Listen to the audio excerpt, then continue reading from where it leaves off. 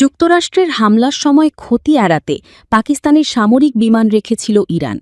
অত্যন্ত কৌশলগত বিবেচিত নূর খান বিমান ঘাঁটিতে তেহরানের বেশ কয়েকটি আকাশযান রাখার অনুমতি দিয়েছিল ইসলামাবাদ।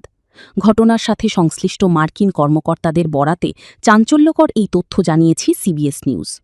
দাবি করা হয় হামলা থেকে বাঁচতে একটি বেসামরিক আকাশযানকে পাঠানো হয়েছিল আফগানিস্তানেও। চলতি বছর ২৮ ফেব্রুয়ারি ইরান জুড়ে ব্যাপক হামলা শুরু করে যুক্তরাষ্ট্র।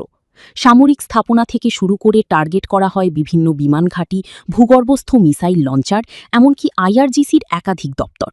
লক্ষ্য ছিল তেহরানের সামরিক সক্ষমতা পুরোপুরি নির্মূল করা। এই যুদ্ধ বন্ধে শুরু থেকেই মধ্যস্থতা করে আসছিল পাকিস্তান। এবার জানা গেল যুক্তরাষ্ট্রের সাথে যুদ্ধের সময় ইরানকে সহায়তাও করেছিল দেশটি।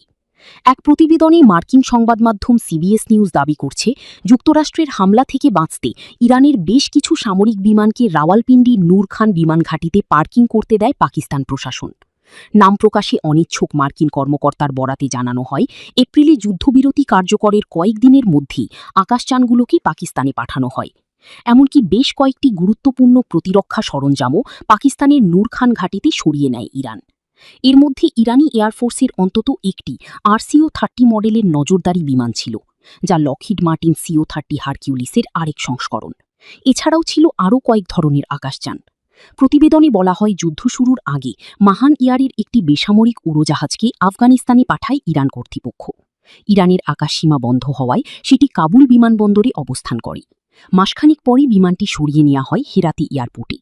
অবশ্য সিবিএস